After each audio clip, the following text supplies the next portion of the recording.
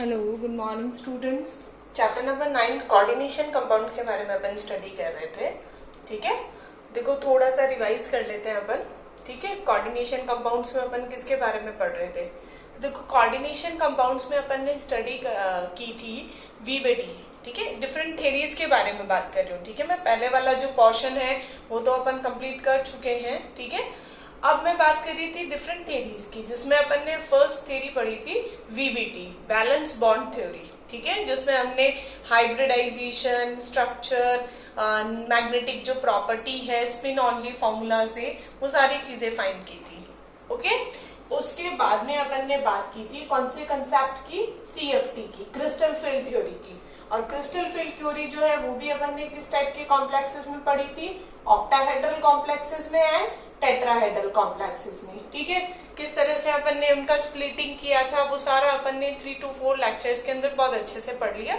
अब मैं बहुत ज्यादा रिवाइज नहीं करूंगी क्योंकि इस चैप्टर में अभी भी 3 टॉपिक्स और हैं, तो थोड़ा लेंदी हो जाएगा ये टॉपिक। ठीक है, तो देखो अब हम बात करेंगे कि सीएफटी जो होता है। ठीक है, देखो वीबीटी की कुछ एक्सेप्शंस थे। क्या एक्सेप्शन थे? वीबीटी नहीं बता पाया कि स्ट्रॉन्ग फील्ड पेयरिंग क्यों करते हैं और वीक फील्ड पेयरिंग क्यों नहीं करते। ये चीज अपन को सीएफटी ने बता दी। हमने देखा कि बहुत इजीली हमें समझ आ गया कि भाई स्ट्रॉन्ग फील्ड ने पेयरिंग क्यों की थी। ठीक है, कि गैप ज्यादा था, पेयरिंग एनर्जी कम थी, वो सारी चीजें अपन ने पढ़ी। उसके बाद हमने देखा कि मैग्नेटिक मोमेंट के बारे में क्या बताता है वो। तो मैग्नेटिक मोमेंट का स्पिन ऑनली जो फॉर्मूला है उससे अपन एग्जैक्टली पूरा कैलकुलेट कर सकते हैं कि किस तरह से मैग्नेटिक मोमेंट उसका होगा। ठीक है, अब थर्ड जो अपन ने देखा था वीबीटी की लिमिटेशन में कि वीबीटी क्या करता है, कॉम्प्लेक्सेस के जो कलर है कि कॉम्प्लेक्स कलर शो कर रहा है उसके बारे में वीबीटी कोई एक्सप्लेनेशन नहीं देता है। ठीक है, अब सीएफटी ने उसको किस तरह से एक्सप्लेन किया, कलर को किस तरह से बताया, वो अपन आज इस टॉपिक में देखेंगे। ठीक है, और उसके बाद में अपन जो थर्ड अपना जो थेरी है, जो एक्चुअल में मैंने पहले भी बताई थी आपको, वो एक्चुअली कौन सी थेरी है? फर्स्ट थेरी है। वर्नर जो था वो father of the coordination compounds था। ठीक है, तो वो फर्स्ट थेरी थी, बट आप कंफ्यूज ना हो इसके लिए मैंने वीबीटी एंड सीएफटी पहले करवा दी और वर्नर थेरी अपन अभी कर रहे हैं। ठीक है, तो चलो अपन कलर की बात कर रहे हैं कि भाई कलर किस तरह से, जो सीएफटी है उसने किस तरह से कलर को रिप्रेजेंट किया और प्लस कोऑर्डिनेशन कंपाउंड्स जो होते हैं वो किस तरह से कलर शो करते हैं। ठीक है, तो देखो एक सिंपल सा एग्जांपल है, PiH2O whole 6 and then 3 positive. ठीक है, ये एक कॉम्प्लेक्स है। सबसे पहले तो देखो कॉम्प्लेक्स सामने आते ही हमें ये सोचना चाहिए कि इसका नेम क्या है। ठीक है, अब इसका नेम अगर हम देखें तो इसमें कितने लिगेंड है? 6 लिगेंड, और वो भी कौन है? H2O, aqua. क्या होगा? Hexa aqua, then metal is titanium and then charge कितना है उस पे? +3, क्योंकि यहाँ पे ये जो आपका वाटर है वो तो कैसा है? न्यूट्रल लिगेंड है, तो इसका तो कुछ चार्ज होगा नहीं। तो इसका नेम अगर हम देखें तो क्या होगा? Hexa aqua titanium and then third. ठीक है, तो ये तो इसका नेम हो गया, हेक्सा एक्वा टाइटेनियम थर्ड। अब हम बात करते हैं कि भाई ये कलर शो करेगा या नहीं करेगा। ठीक है, देखो कलर का क्या कंसेप्ट होता है? कलर का कंसेप्ट है कि अगर आपके पास अगर कोई भी कॉम्प्लेक्स है उसके पास डी में अगर कितने इलेक्ट्रॉन है? D0 और D10। कौन कौन सा कॉन्फ़िगरेशन है? D0 and D10। ठीक है, D0 एंड D10 कॉन्फ़िगरेशन का मीनिंग क्या हुआ? 0 का मीनिंग हुआ कि D में कुछ भी इलेक्ट्रॉन नहीं है, 0 इलेक्ट्रॉन है। ठीक है, देखो कलर के लिए ये कंसेप्ट होता है। ये कौन सा लेवल है? Lower energy level. ठीक है, और ये कौन सा लेवल है? Higher energy level.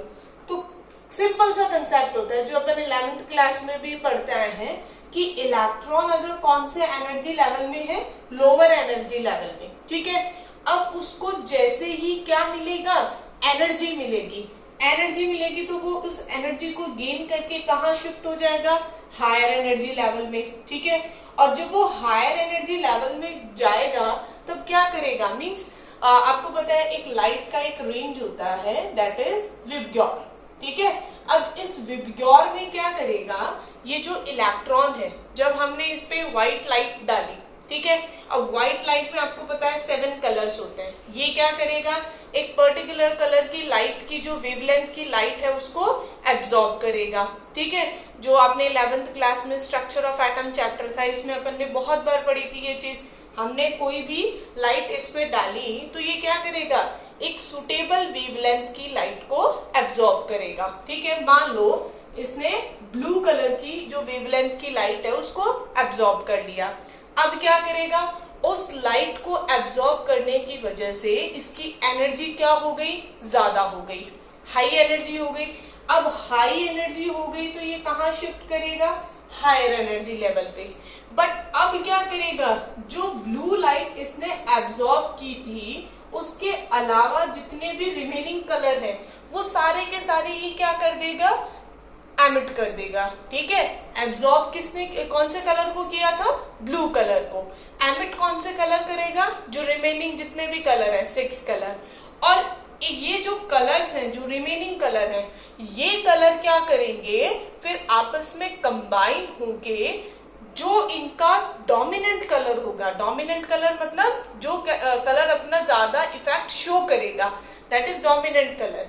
वो डोमिनेंट कलर क्या होगा, इस ब्लू कलर का कॉम्प्लीमेंट्री कलर होगा। कौन सा कलर होगा, कॉम्प्लीमेंट्री। मींस ब्लू अगर इसने गेन किया है तो ये ब्लू अपन को विजिबल नहीं होगा, ये अपन को कैसा विजिबल होगा, ये जो बाकी जो कलर है, violet, indigo, green, yellow, orange, red, इनके मिक्स होने से जिनका इफेक्ट सबसे ज्यादा होगा, जो डोमिनेंट कलर होगा। लाइक अगर हम बात करें कि अपने पास 2 कलर है, रेड है और ऑरेंज है, तो ज्यादा डोमिनेंट कलर कौन सा है, रेड, बिकॉज वो अपना इफेक्ट ज्यादा शो करेगा, ठीक है। रेड और येलो में से भी देखें तो रेडिश कलर ज्यादा बाहर निकल के आएगा बिकॉज उसकी वेवलेंथ ज्यादा है। क्लियर। तो क्या होना चाहिए, मींस इलेक्ट्रॉन कैसा होना चाहिए, अनपेयर्ड इलेक्ट्रॉन होना चाहिए। अगर अनपेयर्ड इलेक्ट्रॉन होगा तो वो कॉम्प्लेक्स क्या करेगा, कलर शो करेगा। और अगर अनपेयर्ड इलेक्ट्रॉन्स नहीं होंगे तो जो भी आपका कॉम्प्लेक्स है वो कलर शो नहीं करेगा, ठीक है। मींस एक्साइट होने के लिए इलेक्ट्रॉन्स को हायर एनर्जी लेवल में मूव करने के लिए अपने पास अनपेयर्ड इलेक्ट्रॉन होने चाहिए। तो देखो मैंने आपको यहाँ 2 कॉन्फ़िगरेशन लिखा, एक लिखा मैंने D0 कॉन्फ़िगरेशन, एक लिखा मैंने D10 कॉन्फ़िगरेशन, ठीक है। फॉर एग्जाम्पल मैं बात कर रही हूँ ऑक्टाहेड्रल कॉम्प्लेक्सेस की, ठीक है। तो ऑक्टाहेड्रल में आप सब बच्चों को पता है कि भाई नीचे की तरफ कौन सा लेवल होता है, T2G लेवल होता है, और ऊपर कौन सा लेवल होता है, EG लेवल होता है, ठीक है। अब D0 कॉन्फ़िगरेशन का मीनिंग कुछ भी इलेक्ट्रॉन नहीं है। अब सोचो जब कोई इलेक्ट्रॉन ही नहीं है तो मूव कौन करेगा, नहीं करेगा ना। तो मूव नहीं करेगा तो एनर्जी गेन कौन करेगा, एमिट कौन करेगा, कोई कंसेप्ट नहीं होगा। मींस अगर 0 है कॉन्फ़िगरेशन तो ये जो कॉम्प्लेक्स है वो कलर शो नहीं करेगा। क्लियर। अब बात करें हम D10 की। D10 मतलब सारे के सारे इलेक्ट्रॉन कैसे हैं, पेयर्ड है। मीन्स 1 2 3, अब चाहे स्ट्रॉन्ग फील्ड हो या वीक फील्ड हो, लास्ट में कॉन्फ़िगरेशन यही रहना है, सारे के सारे इलेक्ट्रॉन पेयर्ड है, कहीं कोई मूव करने के लिए कुछ भी प्लेस नहीं है अपने पास। तो जब अपने पास मूव करने के लिए प्लेस ही नहीं है, ये ऊपर जा ही नहीं सकता, इसके पास इलेक्ट्रॉन्स ही नहीं है, जगह ही नहीं है, तो ये कहां से कलर शो करेगा, नहीं कर पाएगा। तो अब ये चीज आपको, ये जो दोनों कंडीशंस हैं, ये बहुत अच्छे से दिमाग में रखनी है। दैट D0 होगा कोई कलर शो नहीं करेगा कॉम्प्लेक्स, ठीक है। D10 होगा तो भी कलर कोई कॉम्प्लेक्स शो, तो भी कॉम्प्लेक्स कोई कलर शो नहीं करेगा। समझ आ गई बात, क्लियर है। अब बात आती है बाकी कॉन्फ़िगरेशन की, D1 से लेके D9 तक। अब वहां कंसीडर किया देखा जाएगा कि भाई किस तरह के अनपेयर्ड इलेक्ट्रॉन है, कितने हैं, जितने ज्यादा अनपेयर्ड इलेक्ट्रॉन है उतना ज्यादा वो कलर शो करेगा, नहीं करेगा, क्या होगा, वो सारी चीजें हैं। ठीक है, तो चलो अब अपन एक एग्जाम्पल देखते हैं ये वाला। सबसे पहले तो देखो इसमें सेंट्रल मेटल एटम कौन है, कौन है सेंट्रल मेटल एटम? टाइटेनियम। सबको पता है scandium, then vanadium, then titanium. It means इसका एटॉमिक नंबर होता है 23। पता है ना सबको, scandium, titanium, vanadium, sorry scandium, titanium second पे आता है ना ये, स्कैनेडियम, टाइटेनियम, वेनेडियम। ठीक है, स्किन टाई वाली तो टाई सेकंड पे आएगा ना, स्कैनेडियम, टाइटेनियम। 22 होगा। अब 22 है मींस क्या हो गया? आर्गन हो गया, 4s2 हो गया, आर्गन के हो गए 18, 4s2 मतलब हो गए 20 और ये बच गए 22। क्लियर है सब बच्चों को? अब देखो नेक्स्ट, अब इस पे कितना चार्ज है बेटा? +3। +3 का मीनिंग ये है +3 ऑक्सीडेशन स्टेट में। अब +3 ऑक्सीडेशन स्टेट में मीन्स इसमें से अपन को 3 इलेक्ट्रॉन बाहर निकालने हैं। ठीक है, अब 3 बाहर निकालेंगे तो देखो 4s में से कितना इलेक्ट्रॉन गया? दोनों इलेक्ट्रॉन चले गए और एक इलेक्ट्रॉन किस में से गया? 3d में से गया। क्या कॉन्फ़िगरेशन बचा? 3d1। ठीक है, शुगर है एक इलेक्ट्रॉन बच गया, मींस ये कलर शो कर सकता है। अगर यहाँ पे +4 होता तो ये कलर शो नहीं करता। सब बच्चों को बात समझ में आ रही है ना? अगर यहाँ पे +4 होता, +4 का मीनिंग क्या हुआ कि इसमें जितने इलेक्ट्रॉन्स थे वो सारे बाहर निकल जाते। ये जो D वाला इलेक्ट्रॉन है ये भी बाहर निकल जाता, और जब ये भी बाहर निकल जाता तो D क्या कॉन्फ़िगरेशन हो जाता? 0, 3d 0 एंड 3d 0 मीन्स अब यहाँ पे एक भी अनपेयर्ड इलेक्ट्रॉन नहीं है। ठीक है, बट +3 है, इट मीन्स इसके पास एक अनपेयर्ड इलेक्ट्रॉन है अभी। ठीक है, तो चलो अनपेयर्ड इलेक्ट्रॉन का कॉन्फ़िगरेशन बनाते हैं अपन। क्या नंबर लिखा हुआ है बेटा यहाँ पे? 6 मीन्स ऑक्टाहेड्रल कॉम्प्लेक्सेस। ठीक है, चलो बनाते हैं। ऑक्टाहेड्रल में आपको पता है क्या कॉन्फ़िगरेशन होता है? T2G एंड ऊपर की तरफ क्या होता है? EG। चलो कितना इलेक्ट्रॉन है? 1, तो फर्स्ट इलेक्ट्रॉन तो T2G में ही जाएगा, चाहे यहाँ पे स्ट्रॉन्ग फील्ड हो या फिर वीक फील्ड हो। अब क्या हुआ? इसको क्या मिला? एनर्जी। कोई भी लाइट अपन ने पास की, hν। तो अब hν मिलने पे क्या होगा? ये जो T2G वाला इलेक्ट्रॉन है ये मूव करके कहाँ चला जाएगा? EG में चला जाएगा। देखो यहाँ कॉन्फ़िगरेशन क्या होगा? T2G1 and EG0। क्लियर? अगर इसने लाइट एब्जॉर्ब की, hν एब्जॉर्ब किया, उसके बाद इसका कॉन्फ़िगरेशन क्या होगा? T2G0 एंड EG1 मींस 1 जो इलेक्ट्रॉन था वो एक्साइट होकर कहाँ चला गया? EG में चला गया। ठीक है, अब उसने जो भी पर्टिकुलर, अब हम इसके कलर के बारे में बात नहीं कर रहे हैं और ना आपको कोऑर्डिनेशन कॉम्प्लेक्सेस में एग्जैक्ट कलर पूछेगा। ठीक है, कि आप बताओ इसका कलर क्या होगा, नहीं, वो चीज एक्सपेरिमेंटली शो होती है। ठीक है, एक्सपेरिमेंटली पता चलता है कि भाई इसने इस वेवलेंथ की लाइट को एब्जॉर्ब किया है तो ये ग्रीन होगा, पर्पल होगा, येलो होगा, जो भी XYZ कलर है। ठीक है, आपके लिए जो बात ध्यान रखने की है वो ये है कि ये इस कंडीशन में जब इसने एनर्जी को एब्जॉर्ब किया तो ये EG में चला गया, एक्साइटेड स्टेट में चला गया, और इसने क्या किया? एक पर्टिकुलर वेवलेंथ की लाइट को एब्जॉर्ब किया और उसका कॉम्प्लीमेंट्री कलर एमिट किया। ठीक है, और उस कॉम्प्लीमेंट्री कलर की वजह से ये क्या हो रहा है? कलरफुल है, ये कॉम्प्लेक्स कलर शो कर रहा है। समझ आ गई बात? क्लियर है? इतना तो समझ आ गया होगा, बहुत सिंपल सा कंसेप्ट है। T2G में 1 इलेक्ट्रॉन था, hν एब्जॉर्ब किया और EG में चला गया, मींस कलर शो कर रहा है।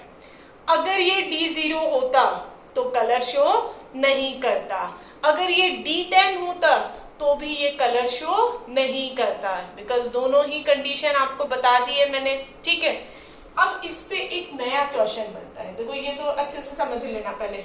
सब बच्चे एकदम अच्छे से देख लो इसमें हुआ क्या है, ठीक है।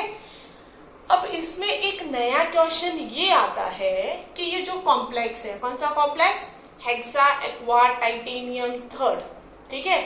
अब एनसीईआरटी में भी देखोगे ये चीज, ठीक है, तो वहां भी देखना आप, ये क्वेश्चन देखना सब बच्चे, और आपके नोट्स जो है वहां भी देखना, दोनों जगह इसका जो आंसर है वो भी लिखा हुआ है और रीजन भी लिखा हुआ है, ठीक है। क्वेश्चन क्या है ध्यान से सुनना, 1 मिनट दूंगी मैं तुम लोगों को सोचना थोड़ा सा कि क्या हुआ। इसमें ये क्वेश्चन है कि हेक्सा एक्वा टाइटेनियम जो थर्ड कॉम्प्लेक्स है, ठीक है, ये कलरफुल है, सबको दिख रहा है, रीजन भी पता है कि क्यों कलरफुल है। अब नेक्स्ट क्वेश्चन ये है, अगर हमने इस कंपाउंड को बहुत ज्यादा हीट किया, कंटिन्यूअसली उसको हीट किया, कंटिन्यूअसली उसको हाई एनर्जी दी, तो ये जो कंपाउंड है ये कलरलेस हो जाता है, ठीक है। क्या क्वेश्चन है कि अगर हमने इसको बहुत ज्यादा हीट किया तो ये जो कॉम्प्लेक्स है ये कलरलेस हो जाता है। तो अब मुझे तुम लोग सोच के बताओ कि ऐसा क्या रीजन है जिसकी वजह से ये कलरलेस हो गया, क्या रीजन हो सकता है इसका कि ये कलरलेस हो गया। क्या इसमें इलेक्ट्रॉन कहीं चले जाएंगे या क्या होगा, थोड़ा सा सोच के देखो कि कलरलेस क्यों हुआ। समझ आया कुछ, किसी के दिमाग में कुछ चला?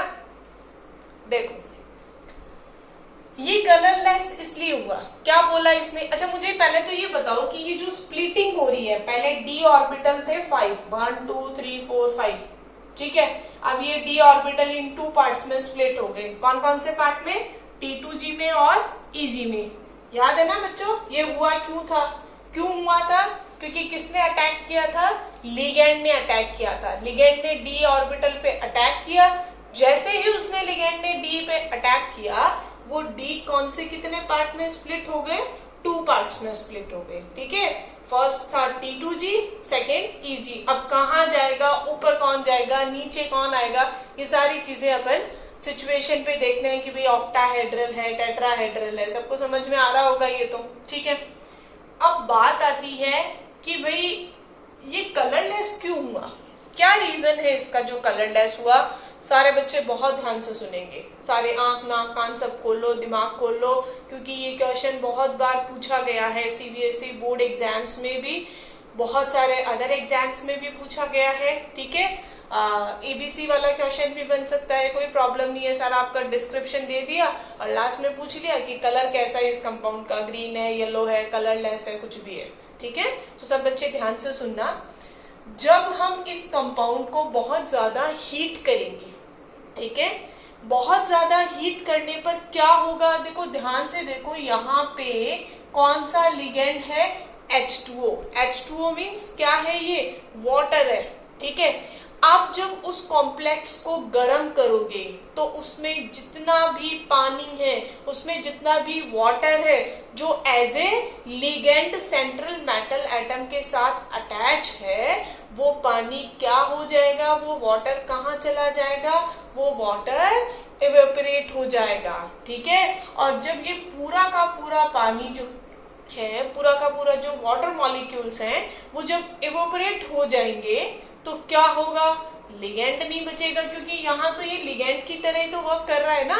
तो जब वाटर होगा ही नहीं, जब वाटर के पास जो वाटर एज ए लिगेंड था वो सारा का सारा इवेपोराइज्ड हो गया, तो लिगेंड नहीं है, लिगेंड नहीं है तो मेटल के डी ऑर्बिटल्स पे अटैक कौन करेगा, मेटल के डी ऑर्बिटल्स पे जब अटैक नहीं होगा तो उसकी स्प्लिटिंग नहीं होगी, स्प्लिटिंग नहीं होगी तो क्या नहीं बनेगा, lower energy level and higher energy level. और जब लेवल्स नहीं बनेंगे तो इलेक्ट्रॉन को हायर एनर्जी लेवल्स में मूव करने के लिए स्पेस नहीं मिलेगा। और जब ये सारी चीजें नहीं होंगी तो कॉम्प्लेक्स कोई कलर शो नहीं करेगा। सिंपल सा कंसेप्ट है। फिर भी नहीं समझ आया, दोबारा सुन लो। इस कॉम्प्लेक्स में क्या होगा, इस कॉम्प्लेक्स के अंदर अगर आप उसको बहुत ज्यादा टाइम तक हीट करोगे या उसको एनर्जी प्रोवाइड करोगे तो इसमें जो वाटर है वो इवेपोराइज्ड हो जाएगा, ठीक है। और जो वाटर जो इवेपोराइज्ड हुआ है वो क्या किसकी तरह वर्क कर रहा है, एज ए लिगेंड वर्क कर रहा है। तो यहाँ लिगेंड नहीं होगा, लिगेंड नहीं होगा तो स्प्लिटिंग नहीं होगी, स्प्लिटिंग नहीं होगी तो वहां पे कलर शो नहीं करेगा, because lower and higher energy levels नहीं बनेंगे। क्लियर है, समझ आ गया? तो ये कंसेप्ट होता है कलर का। क्लियर? एक और कंसेप्ट है कलर का, वो है अगर आपने क्या चेंज किया है, लिगेंड चेंज किया है। मुझे ये बताओ, कलर किसकी वजह से शो हो रहा है? इलेक्ट्रॉन्स के मूवमेंट की वजह से शो हो रहा है। अगर इनके बीच में एनर्जी गैप ज्यादा हो या इनके बीच में जो एनर्जी गैप है वो कम हो, ठीक है, तो इलेक्ट्रॉन को मूव करने के लिए, ऊपर जाने के लिए, ऊपर से वापस नीचे आने के लिए क्या करना पड़ेगा? अलग अलग पाथ फॉलो करने पड़ेंगे ना। अगर गैप ज्यादा होगा तो उसको ज्यादा एनर्जी चाहिए ऊपर जाने के लिए, गैप कम होगा तो एनर्जी कम चाहिए।